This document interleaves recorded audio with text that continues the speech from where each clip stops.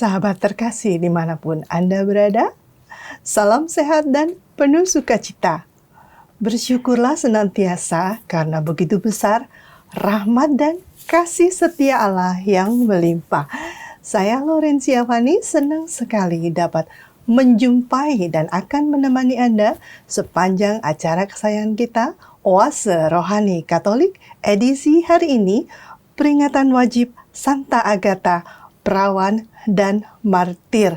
Bersama kita akan mendengarkan firman Tuhan dan juga kita akan menimba inspirasi rohani yang berguna untuk kehidupan kita. Sudah hadir bersama kita Romo Albertus Hanirudi Hartoko SC. Selamat datang Romo Hani. Salam jumpa kembali, Hani. Ya, baik, kita mulai saja ya Romo ya. Baik. Sahabat terkasih, kita mulai acara kita ini dengan doa pembuka yang akan dipimpin oleh Romo Hani. Silakan Romo. Baik, marilah kita berdoa dalam nama Bapa dan Putra dan Roh Kudus. Amin. Allah Bapa yang makasih, kami bersyukur atas segala kasih kemurahan-Mu dan juga bimbingan-Mu, dan kami bersyukur atas penyertaan-Mu dalam setiap langkah kehidupan kami. Kami mohon berilah kami terang dan tuntunan Roh Kudus-Mu serta kerendahan hati untuk membuka diri akan karya-Mu melalui banyak cara agar kami dengan demikian boleh membuka diri kami, dan semoga kami juga boleh memberikan kesaksian hidup kami melalui segala sesuatu yang kami lakukan, pelayanan dan juga melalui perbuatan tindakan kami, agar sebagaimana teladan Santa Agatha kami boleh menjadi saksi-saksi terpercaya di tengah-tengah dunia ini, agar sukacita Injil semakin boleh dialami oleh semakin banyak orang. Dimuliakanlah nama-Mu kini dan sepanjang masa. Amin. Dalam nama Bapa, Putra, dan Roh Kudus. Amin. Antifon pembuka. Inilah perawan yang budiman, yang keluar menyongsong Kristus dengan pelita yang menyala. Bacaan pertama dari surat kepada orang Ibrani, bab 12 ayat 4-7, dilanjut ayat 11-15. Saudara-saudara, dalam pergumulanmu melawan dosa, kamu belum sampai mencucurkan darah. Janganlah kamu lupa akan nasihat yang berbicara kepada kamu seperti kepada kanak-kanak. Hai anakku, janganlah meremehkan didikan Tuhan, dan janganlah putus asa apabila engkau diperingatkan olehnya. Karena Tuhan menghajar orang yang dikasihinya dan menyesah orang yang diakuinya sebagai anak. Jika kamu menerima hajaran, maka di situ Allah memperlakukan kamu seperti anak. Di manakah ada anak yang tidak dihajar oleh ayahnya? Memang tiap-tiap hajaran pada waktu diberikan tidak mendatangkan sukacita, tetapi duka cita. Namun, kemudian ia menghasilkan buah kebenaran yang dilatih olehnya. Sebab itu, kuatkanlah tangan yang lemah dan lutut yang goyah, dan luruskanlah jalan bagi kakimu, sehingga yang pincang jangan terpelecok, tetapi menjadi sembuh. Berusahalah hidup damai dengan semua orang, dan kejarlah kekudusan, sebab tanpa kekudusan tidak seorang pun akan melihat Tuhan. Jagalah supaya jangan ada seorang pun menjauhkan diri dari kasih karunia Allah, agar jangan tumbuh akar yang pahit, yang menimbulkan kerusuhan dan mencemarkan banyak orang. Demikianlah sabda Tuhan. Syukur kepada Allah. Marilah kita tanggapi dengan Mazmur. Kekal abadilah kasih setia Tuhan atas orang yang takwa. Kekal abadilah kasih setia Tuhan atas orang yang takwa. Pujilah Tuhan, hai hatiku. Pujilah namanya yang kudus, hai segenap batinku. Pujilah Tuhan, hai jiwaku. Janganlah lupa akan segala kebaikannya. Kekal abadilah kasih setia Tuhan atas orang yang takwa. Seperti Bapa sayang kepada anak-anaknya, demikian Tuhan sayang kepada orang-orang yang takwa. Sebab Dia sendiri tahu dari apa kita dibuat, Dia sadar bahwa kita ini debu. Kekal abadilah kasih setia Tuhan atas orang yang takwa. Tetap kekal abadilah kasih setia Tuhan atas orang-orang yang takwa kepadanya. Sebagaimana kekal abadilah kebaikannya, asal saja mereka tetap berpegang pada perjanjiannya. Kekal abadilah kasih setia Tuhan atas orang yang takwa. Mari kita siapa diri kita untuk menerima dan mendengarkan sabda Tuhan dalam Injil Markus bab 6 ayat 1 sampai 6. Tuhan bersamamu Dan bersama rohmu. Inilah Injil suci menurut Markus. Dimuliakanlah Tuhan. Pada suatu ketika, Yesus kembali ke tempat asalnya, sedangkan murid-muridnya mengikuti dia. Pada hari Sabat, Yesus mengajar di rumah ibadah, dan jemaat yang besar takjub ketika mendengar dia. Mereka berkata, "Dari manakah diperolehnya semuanya itu? Hikmat apa pula lah yang telah diberikan kepadanya? Dan mukjizat-mukjizat yang demikian, bagaimana dapat diadakan oleh tangannya? Bukankah ia ini tukang kayu, anak Maria? Bukankah ia saudara Yakobus, Yoses, Yudas, dan Simon? Dan bukankah saudara-saudaranya yang perempuan ada bersama kita?" Lalu mereka kecewa dan menolak dia. Maka Yesus berkata kepada mereka, "Seorang nabi dihormati di mana-mana kecuali di tempat asalnya sendiri, di antara kaum keluarganya, dan di rumahnya." Maka Yesus tidak mengadakan satupun mukjizat di sana, kecuali menyembuhkan beberapa orang sakit dengan meletakkan tangannya atas mereka. Ia merasa heran atas ketidakpercayaan mereka. Lalu Yesus berjalan keliling dari desa ke desa sambil mengajar. Demikianlah sabda Tuhan. Terpujilah Kristus. Sahabat yang dikasihi Tuhan, telah kita simak bersama firman Tuhan. Sekarang marilah kita mendengarkan permenungan yang akan disampaikan oleh Romo Rudi untuk mengisi oase rohani kehidupan kita. Baik Romo, Baik. apa nih Romo? Ya, jadi ini kelanjutan dari bacaan misa harian. Jadi dari surat Ibrani sudah pada bagian ujung ya, bagian ujung dari kitab Ibrani. Yang mengajak kita semua untuk bertumbuh menjadi seorang yang sungguh beriman. Dengan belajar dari pengalaman-pengalaman para tokoh-tokoh iman yang sudah disebut di situ dalam kitab Ibrani.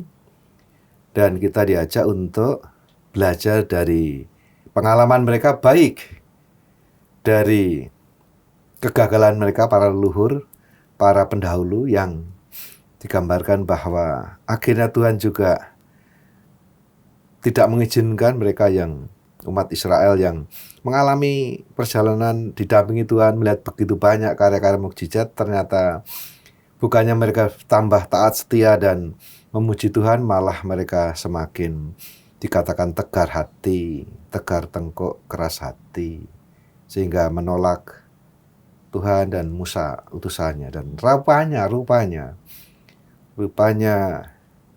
ya, apakah ini boleh menjadi semacam genetik mereka yang sebenarnya justru sampai pada zaman Yesus juga yang kita dalam Injil hari ini mereka yang menolak. Jangan-jangan itu menjadi suatu hal yang kalau dalam surat Ibrani tadi menjadi apa tadi istilahnya, akar pahit atau apa? Iya, pahit. Menarik istilah memakai kata-kata yang khas ya, akar pahit yang bisa jadi itu mengacu pada suatu perilaku yang diturunkan bukan karena darah, tapi juga karena proses pembelajaran, proses ya proses mencerna apa yang dilihat, apa yang didengar dari para leluhurnya. Dan itu bisa kita lihat bagaimana di dalam kitab Ibrani tadi dikatakan, ya ini kan digambarkan pergulatan melawan dosa. Jadi itu menjadi pergulatan yang seumur hidup. Jadi nggak pernah selesai sampai kita selesai akhir hidup kita. Maka itu sebuah pergumulan, perjuangan. Tadi katakan bahwa usahamu itu belum sampai pada, pergumulanmu belum sampai mencucurkan darah. Ya, perjuangan, pergumulan itu yang akan menyertai hidup kita. Dan itu digambarkan juga dalam digambarkan dalam sebuah peziarahan. Kita masih ada dalam tahun jubileum di mana kita diajak untuk menjadi peziarah pengharapan. Jadi hidup kita itu masih dalam proses. Kalau dalam peziarahan berarti ya, kalau kata-kata yang sering kita dengar atau di teks dalam WA, kalau ditanya kamu di mana? OTW. Nah, kita masih dalam perjalanan dan berjuang terus. Dan kita diajak untuk sampai pada sebuah kesadaran yang nggak pernah selesai pada dalam diri kita, karena kita itu manusia yang di badan, jiwa, dan roh, yang seringkali dikatakan dalam banyak kesempatan juga nanti dalam misalnya ketika memasuki masa prapaskah, nah kita diingatkan akan kenyataan itu bahwa kita itu dalam perspektif Kristiani, dalam kitab suci digambarkan bahwa kita itu manusia di badan, jiwa, dan roh. Mengapa bergulat? Karena semuanya nggak nyambung ini. Masing-masing memiliki logikanya sendiri, masing-masing punya kebutuhannya sendiri yang kadangkala konslet nih, nggak nyambung nih. Bahkan bertentangan ya. Nah, ya, makanya bertentangan. Dan itu yang terjadi. Hukumnya dari badan atau fisik kita itu ya menyenangkan, enak. Suatu yang nikmat semua, itulah hukum pleasure dalam tubuh kita. Nah, lalu dalam jiwa kita, yaitu dalam aspek-aspek psikologis, ya kita itu merasa pengen diterima, kita merasa sungguh-sungguh dapat mencari diri sendiri, dapat aktualisasi diri. Dan satu lagi, roh. Nah, ini kita semua berkat pembaptisan diberikan pada kita semua anugerah hidup ilahi, dan ini yang punya hukum lain yang tidak selalu menyenangkan, tidak selalu membuat kita nyaman, justru kadang-kala membuat kita untuk melawan kecenderungan itu. Maka dikatakan bahwa manusia hidup bukan saja dari roti saja, tapi juga dari firman Allah dan kebenarannya. Itu menunjukkan bahwa hukumnya beda. Sehingga memang yang diharapkan dari kita semua, hidup kita dalam keseluruhan keutuhan adalah kalau seluruh baik badan kita, jiwa kita dituntun oleh terang Roh Kudus, oleh kehendak Allah, dan itulah yang digambarkan dalam kitab Ibrani, menjadi hamba-hambalah yang sejati, menjadi orang yang beriman. Nah, disitulah letaknya perjuangannya. Mengapa berjuang? Karena ini saling tabrakan. Kebutuhan keinginan badan, daging itu, kalau dalam surat Santo Paulus jemaat di Galatia itu, ya hidup dalam roh dan hidup dalam daging. Ini logikanya beda, tabrakan. Nah, kita diajak untuk membuat langkah-langkah perjuangan kita adalah mendisiplinkan, menata, mengatur seluruh badan kita, roh jiwa kita, supaya sesuai selalu dengan kehendak Tuhan. Nah, itu yang menjadi gambar besarnya. Dan itu menjadi kesadaran kita bahwa kita, ya karena kita manusia, dari badan dan jiwa dan roh, maka kadangkala rohnya kuat. Maka dikatakan oleh Yesus, roh memang kuat, tapi daging lemah. Nah, karena kita diajak untuk berjaga-jaga, berdoa, dan selalu bahkan dalam masa prapaskah kita dilatih. Latihan yang namanya mati raga.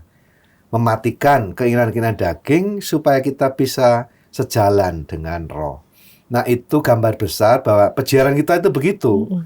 Maka digambarkan ya kamu ya perjuanganmu, pergumulanmu belum sampai berdarah-darah. Nah, kadang-kala perjuangan kita itu ya butuh keringat, butuh berdarah-darah, alias kata lain adalah totalitas. Nah, bisa digambarkan sendiri Yesus belajar taat. Kalau dalam kitab Ibrani dikatakan, meskipun dia anak Allah, dia harus belajar taat. Dan memang itu yang menjadi salah satu hal yang penting dalam hidup ini, supaya menjadi taat berarti menempatkan seluruh keinginan, kepentingan badan dan jiwa kita sesuai dengan roh. Jadi itu yang saya kira perlu menjadi perhatian kita semua sebagai kerangka besar bahwa kita dalam berjalan itu yang digambarkan dalam kitab Ibrani begitu.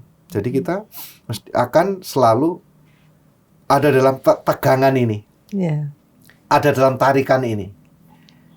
Karena itu diingatkan dalam ketika Yesus bersama para murid, yang Yesus bergulat juga, dikatakan belajar taat, dikatakan berdarah-darah loh. Di Taman Getsemani berdarah-darah. Bahwa pergumulan untuk taat setiap kehendak Allah itu berdarah-darah, bukan sesuatu yang enteng. Dan itu akan melekat pada diri kita selagi kita masih hidup, selagi kita masih dalam komunitas gereja peziarah. Karena kita ada gereja yang mulia, itu para kudus selesai mereka. Selesai dan mulia. Sementara kita juga ada gereja yang berharap, menanti. Itulah orang-orang yang sudah selesai ziarahnya di dunia ini, belum sampai kepenuhannya, bersatu dengan Tuhan. Mesti harus dimurnikan. Dan kita sendiri yang masih berziarah. Dan itu yang buat kita kadang ya kuat, kadang lengah, kadang lemah, bahkan kadang jatuh. Dan setiap kali kita jatuh, kita diberi kesempatan untuk kembali kepada Tuhan, berbalik, dan bukan malah semakin jauh. Nah, ini kan kurang lebih gambaran dinamika hidup kita sebagai peziarah di dunia ini. Dan itu tadi digambarkan dengan jelas di dalam kitab orang Ibrani tadi. Jadi terus. Nah, kalau berdarah-darah, Yesus berdarah-darah. Dan belajar. Ya Bapak, kalau boleh, biarlah piala ini berlalu daripadaku, tapi bukan kehendakku, melainkan kehendak-Mu lah yang terjadi, terlaksana. Dan dia maka digambarkan tidak hanya mengajari kita berdoa Bapa kami, jadilah kehendak-Mu, dimuliakanlah nama-Mu, datanglah kerajaan-Mu, jadilah kehendak-Mu. Nah, kita sudah berapa banyak, mungkin ribuan atau mungkin malah sudah ratusan ribu atau mungkin malah sudah jutaan kali mengucapkan, mendoakan Bapa kami. Tapi berapa kali kita sungguh-sungguh telah mengalami dan menjadi hamba Allah yang setia, anak yang sejati, yaitu dengan jadilah kehendak. Dan barangkali Anda juga mengalami banyak pergumulan, ya itulah, maka kita diajak untuk mohon kekuatan Tuhan supaya tadi seperti kata-kata Yesus, roh memang kuat, tapi daging lemah. Lah, kita tetap berusaha, berjuang terus-menerus. Jadi jangan berpikir kalau Anda selesai, nggak ada. Kita masih dalam perjuangan, dan kadang-kala berhasil dengan gemilang, kadang juga galau, kadang kita juga bimbang, kadang justru malah jatuh juga dalam godaan, jatuh dalam mengikuti semata-mata apa yang menjadi keinginan daging dan seterusnya. Jadi itulah pergumulan kita, dan tahun jubileum ini saya kira sangat istimewa. Kita diberi kesempatan untuk selalu menggali dan menerima rahmat, tahun rahmat, belas kasih Tuhan yang ditawarkan di kita semua, supaya kita boleh hidup semakin dalam tuntunan Roh Kudus, tuntunan Allah sendiri. Dan itu proses ya, seperti kita dalam hidup sehari ya, orang kita kenal istilah ya no pain, no gain gitu ya. Ya itu saja yang real, maka kita tidak ada jalan lain. Dan gambarnya itu mendidik, ya ini tentu harus ditafsirkan secara baik ya, istilahnya dalam Ibrani itu menghajar. Nah kalau zaman sekarang itu bisa melawan undang-undang itu, melawan hukum itu, undang-undang perlindungan anak dan perlindungan anak itu. Nah itu bisa, bukan begitu maksudnya. Bukan begitu maksudnya, bukan lalu kita main hajar saja, tidak. Bahwa untuk sampai pada sebuah proses itu butuh proses, butuh perjuangan, butuh juga kadangkala pengorbanan. Lah itu namanya pengorbanan. Ya, pengorbanan apapun saja. Berlatih untuk mengekang keinginan kesenangan tadi, hukum badan, supaya kita bisa dapat nilai yang lebih tinggi. Jadi nilai-nilai itulah yang membuat kita, pendidikan kan untuk kita dapat menyerap nilai-nilai dalam menghidupinya. Bukan sekedar mengikuti apa yang tadi menyenangkan, yang enak. Belum tentu. Itu mungkin kalau bisa menyenangkan, ya kita nggak punya masa depan karena cari yang enak. Bahwa pendidikan, bahwa pembelajaran itu butuh proses, kadang butuh pengorbanan. Dan itu yang tadi digambarkan dalam seluruh proses. Dan ini yang seringkali, ya kalau dalam proses pedagogi pendidikan, sekarang ini kita mengenal apa yang namanya sering kita dengar, generasi strawberry. Generasi tamannya bagus, tapi rentan rapuh. Dan dalam suatu kesempatan saya melihat sebuah tayangan yang menarik bahwa jangan nyalain mereka. Jangan-jangan yang salah adalah cara mendidik mereka, karena nggak dia latih untuk menjadi tegar, tangguh, kuat. Karena orang tua mungkin dulu merasa sulit hidupnya, susah. Lalu ya saya sudah susah, jangan sampai anak saya susah. Tapi salah caranya mendidiknya. Tentu tidak boleh kekerasan lagi, tidak boleh cara-cara yang, tetapi bagaimana membuat mereka, daya hidup mereka, daya juang mereka, resiliensi mereka itu tumbuh. Karena kalau tidak, seperti dikatakan itu ya, yang salah ya orang tuanya. Karena kita tidak mendidik anak-anak untuk menjadi orang yang tough, yang tangguh, yang tegar, yang teguh dari katakan tadi, supaya jangan kakinya yang kuat dan sebagainya, tangannya yang lututnya yang berdiri menyangga gitu.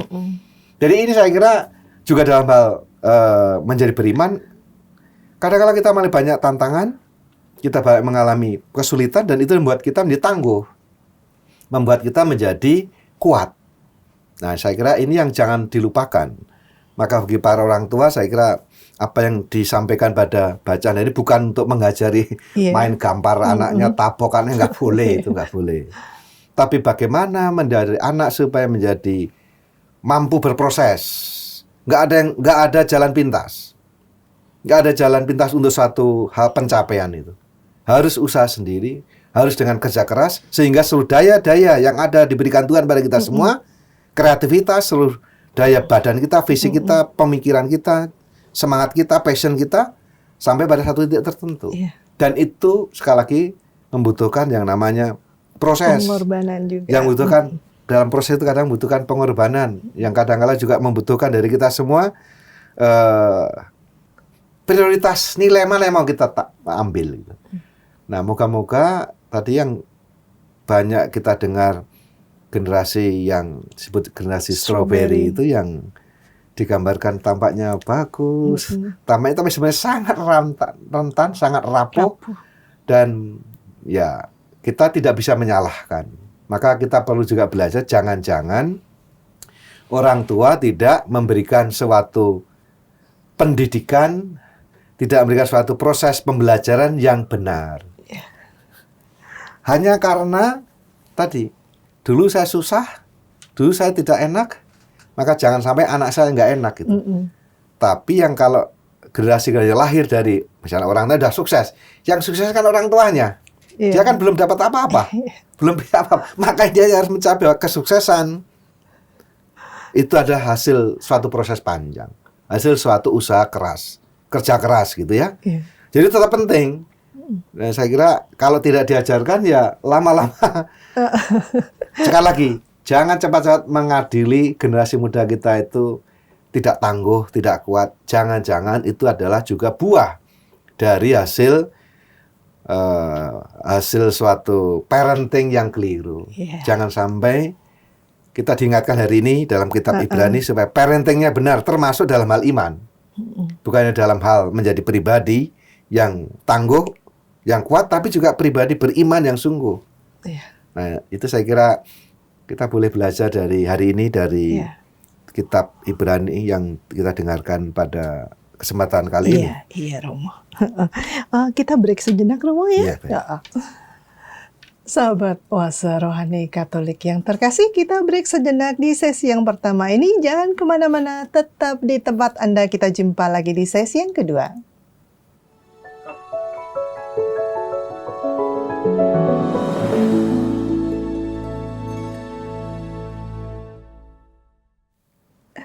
Jumpa lagi di sesi yang kedua. Terima kasih untuk kesetiaan Anda masih bersama kami di acara Oase Rohani Katolik edisi hari ini, peringatan wajib Santa Agatha. Masih bersama dengan kita, Romo Hani. Kita akan melanjutkan permenungan pada hari ini. Tapi sebelumnya, jika Anda yang ingin mengemukakan pendapat atau bertanya sesuatu, dapat menuliskan ke email kami orkkaj2021@gmail.com atau ke nomor telepon WhatsApp 0881 0251 334 38. Baik Romo, kita lanjutkan ya. Ya, baik. Saya kira apa yang telah kita lihat tadi dalam kitab Ibrani hari ini juga bisa menjadi bagian dari cara kita untuk melatih hidup kita supaya kita juga sampai pada sikap yang benar yang diharapkan dari kita semua dalam baca Injil hari ini. Bahwa Yesus heran atas ketidakpercayaan mereka dan karena tidak dapat membuat satu mukjizat pun di justru di tempat sendiri. Halamannya, di kampung halamannya, di tempat di mana ia hadir di tengah-tengah sanak saudara, kerabat dan juga masyarakat sekitarnya. Nah, ini yang menarik bahwa seringkali kita itu ya menjadi tidak mudah menerima orang yang kita kenal, ternyata kok dia bisa melakukan sesuatu yang begitu luar biasa gitu. Saya kira sikap sikap menyepelekan, sikap menyangsikan, masa iya sih gitu. Jadi kita tidak bisa melihat membuka diri kita dan kadangkala kita merasa ya underestimate orang lain. Hari ini kita diajak untuk terbuka bahwa Tuhan itu bisa berkaya siapa saja. Jangan pernah meremehkan, jangan pernah menyepelekan, jangan pernah underestimate pada siapapun. Karena Tuhan juga bisa berkarya melalui siapa saja. Maka kita diajari untuk melihat bukan siapanya. Kita seringkali kan lebih terjebak pada cara pandang ya siapa yang ngomong gitu. Kalau dia mau influencer, tokoh, orang besar, pejabat, ini lalu didengarin itu. Padahal kalau hal yang sama yang mengatakan orang yang biasa aja, kita menyepelekan, apalagi yang kita kenal. Maka seringkali ya sok kenal, ya sok akrab, sok dekat itu yang kadang-kala juga menjadi penghambat. Karena kita merasa tahu, sok tahu terhadap orang itu, padahal belum tentu. Jadi sikap ini keterbukaan hati untuk mendengarkan tadi pembelajaran itu belajar dari siapa aja. Jadi jangan melihat siapanya, karena kita cenderung mencari kalau ya siapa dia. Jadi kalau itu sudah membuat suatu blok, mental blok. Sikap yang ngeblok kita untuk bisa membuka diri terhadap apa yang mungkin akan disampaikan orang itu.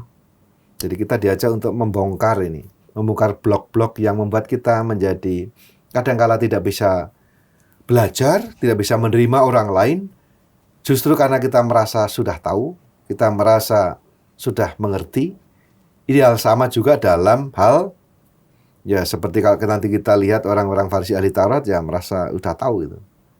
Ya paling cuma begitu. Kita tidak pernah belajar bahwa ada sesuatu yang baru yang mungkin dibawa oleh orang lain dan mereka menjadi kecewa karena mereka kenal Yesus. Yesus yang dulu mereka teman main mereka barangkali mereka kenal setiap hari dalam pergaulan mereka, kok bisa begitu? Bisa jadi ini juga muncul dari sikap iri hati. Sikap di mana kita merasa, loh, kemarin kan kita kenal dia kayak gitu, kok dia bisa ya? Bisa bisa mencapai suatu hal yang di luar yang mereka pikirkan. Yang mereka mungkin memikir bahwa mereka sama aja rata. Tapi ternyata kalau dalam bahasa umum ya, kenapa dia bisa melenting ke atas begitu? Yang mereka jadi takjub, semua takjub, tapi begitu melihat siapa dia langsung menjadi turun apresiasi, turun penghargaan terhadap pribadi yang mereka kenal itu. Jadi kita dalam proses pembelajaran kita diajak untuk dalam peziaran ini selalu membuka diri. Siapa saja, kalau yang dikatakan baik dan benar, maka juga harus diikuti. Demikian juga dalam pembelajaran seperti tadi dalam parenting orang tua, ya orang tua nggak selalu benar. Yeah. Kan seringkali orang tua, ini kan anakku, jadi kamu tahu apa gitu. Kadang-kadang begitu, underestimate. Yeah. Kan kita tahu, orang tua pada tahu dari mana anaknya dari lahir sampai gede tahu siapa dia. Tapi kadang-kadang orang tua juga sama, lalu underestimate anaknya. Kadang-kadang merasa sok tahu karena memang dia yang mengetahui dari awal sampai titik tertentu. Tapi kadang-kadang menjadi terheran-heran kenapa anak bisa menjadi justru tampil dalam sesuatu hal yang tidak dibayangkan itu. Itu bisa ngeblok. Kita lalu merasa sok tahu terhadap anak-anak kita semua. Yang lalu dengan demikian kita selalu tidak memberi ruang dia untuk berkembang sesuai bakat talentanya, karena orang tua ya kadang-kala tadi punya blok tadi bahwa dia adalah anak saya yang saya tahu.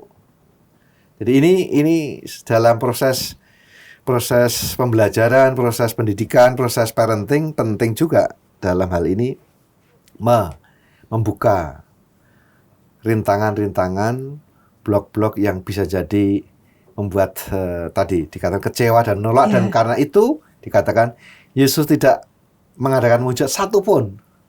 Karena mujizat Yesus mengadakan dalam hal ini adalah iman. Kalau kita sudah menutup diri, ya Tuhan nggak bisa apa-apa. Tuhan itu memang Maha Kuasa, tapi dalam paham Kristiani, Tuhan itu juga menghargai kemerdekaan, menghargai kebebasan manusia. Maka sebenarnya Tuhan tahu bisa buat apa saja. Tapi kalau kita manusia tidak memiliki keterbukaan hati, ya tidak terjadi apa-apa. Jadi seperti digambarkan di dalam kitab Wahyu itu, ya aku berdiri di depan pintu dan mengetuk. Kalau dibuka, ya saya akan masuk dan tinggal di dalamnya. Kalau tidak, ya tidak. Jadi itu, iman itu yang membuat kita ibarat, ya kita membukakan itu. Dan dengan begitu lalu Tuhan bisa berkarya, Tuhan bisa bekerja dalam hidup kita, Tuhan bisa memberikan apa yang ingin diberikan pada kita semua. Termasuk dikatakan dalam Injil hari ini ya mukjizat atau karya-karya Tuhan yang ajaib. Tapi itu pengandiannya adalah ya kalau kita membuka pintu hati kita, kalau kita membuka diri. Nah, maka kalau dalam hal ini juga dalam peziaran ini ada di mana-mana di gereja-gereja KAJ ini ada ya Porta Sancta, ya pintunya dibuka oleh Yesus. Kita masuk tidak. Nah, sebaliknya itu. Porta Sancta berarti kalau dia buka pintu, Yesus jalan pintu dan pintu keselamatan dan sumber pengharapan. Kalau kita nggak masuk, ya enggak lah, kita tetap orang luar. Yang diharapkan kita masuk. Di lain pihak adalah kita juga punya pintu hati kita. Kalau pintu kita tertutup, ya Tuhan nggak bisa masuk. Tapi kalau kita membuka pintu hati kita, ya Tuhan bisa masuk. Ini saya kira dinamika yang mungkin perlu kita renung-renungkan di dalam tahun jubileum ini, supaya dalam peziaran-peziaran kita sadar bahwa itu yang paling mendasar, yaitu membuka diri, membuka pintu hati kita supaya Tuhan boleh masuk dan berkarya dalam hidup kita. Sebagaimana kalau hari ini kita merayakan Santa Agatha, itu juga menarik, kan itu digambarkan bahwa beliau hidup dalam zaman ketika 3 abad pertama, ketika menjadi Kristen adalah pilihan, bukan sekedar pilihan yang berisiko. Risikonya kalau katanya mati, atau disiksa atau di ini. Itu suatu hal yang menjadi semangat awal gereja awal, itu semangat kemartiran yang begitu banyak martir-martir. 3 abad pertama banyak martir yang demi imannya rela mati. Salah satunya adalah Agatha ini, yang digambarkan sebagai seorang gadis yang sangat cantik, sangat menawan, dan lalu menarik hati para penguasa, gubernur, lalu dia diminta untuk menjadi istrinya dan lalu meninggalkan imannya. Maka dia mengatakan dialog yang menarik, kalau dalam satu dialog dikatakan dengan itu yang buat gubernur itu, mengatakan, ya mengapa engkau sebagai seorang wanita terhormat merendahkan dirimu dengan menjadi orang Kristen, orang Kristiani. Dan kenapa diperendahkan? Karena dengan menjadi orang Kristiani, salah sebutannya adalah menjadi hamba Allah. Ini jawabannya dari Santa Agatha. Meskipun aku seorang terhormat, aku ini seorang hamba di hadapan Yesus Kristus. Nah, ini kan kesadaran penting. Menjadi hamba Allah. Dan ini yang tema sentral juga di dalam kitab Ibrani yang tadi kita dengarkan. Menjadi hamba Allah. Bagi Agatha jauh lebih mulia dan berharga, sehingga itu juga kalau perlu dengan yang menumpahkan darahnya. Ya, tadi kata yang bacaan Ibrani nggak sampai berdarah, ini berdarah benar, martir berdarah. Artinya menumpahkan darahnya demi imannya, demi kesetiaannya pada Yesus Kristus yang diimaninya. Dan itu yang meneguhkan kita semua mestinya dalam berjalan ini, supaya semangat kemartiran, semangat militansi itu nggak pernah hilang dari kita yang ada zaman ini. Suatu zaman 3 abad pertama itu betul-betul diwarnai dengan kemartiran. Dan ketika dia dipaksa untuk menjadi istri gubernur Romawi itu, dia berdoa begini, menarik doanya. Yesus Kristus Tuhanku, Engkau melihat hatiku dan Engkau mengetahui kerinduanku. Hanya Engkau saja yang boleh memilikiku. Oleh sebab itu, sebab aku sepenuhnya adalah milikmu. Selamatkanlah aku dari orang jahat ini, bantulah aku agar layak untuk menang dalam kejahatan. Ini kan pilihan. Kalau hukumnya hukum menyenangkan, ya udah, ngapain saya susah-susah? Ikut aja. Menjadi istri dari gubernur Romawi, suatu menyenangkan, suatu yang nikmat, suatu yang pasti menimbulkan berbagai macam kenyamanan, berbagai macam fasilitas dan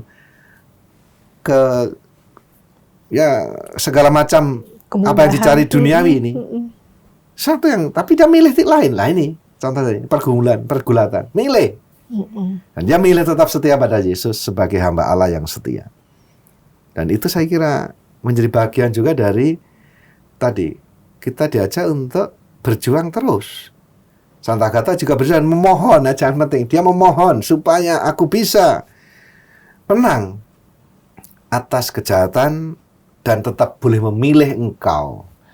Nah, apakah kita juga dalam pilihan-pilihan yang terjadi dalam hidup kita bisa begitu? Ini kan mengingatkan Yesus sampai pada Yesus bahwa kalau boleh biarlah piala berlalu, tapi bukan kehendakku melainkan kehendakmu terjadi. Agatha juga mengalami pergumulan dan mulai mohon kekuatan Tuhan supaya diberi kekuatan tetap setia sebagai hamba Allah, sebagai murid Yesus. Dan saat akhirnya dia menolak itu, maka dia mengalami berbagai macam penyiksaan. Dan saat dia mengalami berbagai penyiksaan itu, lalu dia berdoa begini, Tuhan Allah penciptaku, Engkau telah melindungi aku sejak masa kecilku. Engkau telah menjauhkan aku dari cinta duniawi dan berikanku ketabahan untuk menderita. Sekarang terimalah jiwaku. Nah, ini kan sangat menarik doanya, ya. Bahwa menjauhkan aku dari cinta duniawi, ya, pilihan-pilihan. Kalau kita menjadi anak Allah, menjadi hamba Allah, berarti kita memilih bukan apa yang dicintai dunia ini, tapi apa yang menyenangkan hati Allah. Dan karena itu dia lalu penyerahan, ya. Sekarang terimalah jiwaku. Nah, ini kan saya contoh. Kalau tadi perjuangan tanpa dia, ini Agatha juga memberikan bagaimana dia berjuang sampai titik darah akhir, menumpahkan darah demi, dan karena itu disebut martir. Martir adalah orang yang membela imannya, setia pada imannya sampai akhir, bahkan dengan menumpahkan darah, artinya dengan kematiannya. Itu saya kira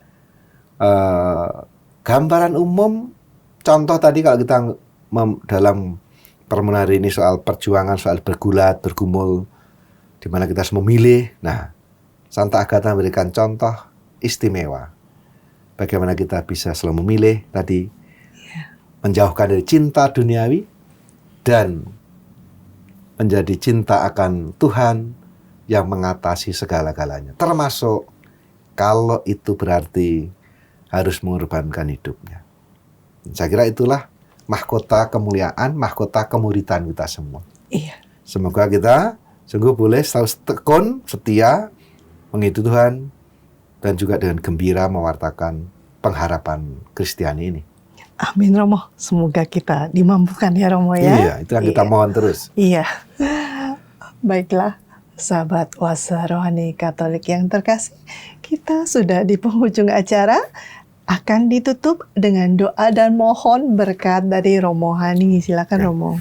Marilah berdoa dalam nama Bapa, Putra, dan Roh Kudus. Amin. Amin. Allah Bapa yang kasih, kami bersyukur atas sabdamu yang kami dengarkan hari ini.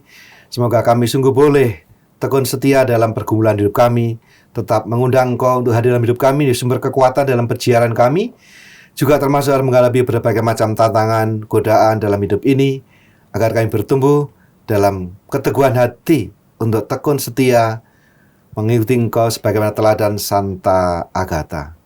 Kiranya Engkau memberkati setiap langkah-langkah hidup kami, keluarga kami, seluruh pekerja dan karya pelayanan kami, agar kami sungguh dalam segala-Mu senantiasa memuji, memuliakan Engkau, dan juga membawa kebaikan bagi sesama. Berkat-Mu melimpah-limpah untuk kami semua, Bapa dan Putra dan Roh Kudus. Amin. Amin. Terima kasih Romo Terima kasih, Hani. Amin. Sahabat terkasih, sampai di sini perjumpaan kita. Terima kasih untuk kesetiaan Anda dari awal sampai akhir Oase Rohani Katolik edisi hari ini. Romo Hani dan saya Fani pamit undur diri. Sampai jumpa di Oase Rohani Katolik berikutnya. Salam damai.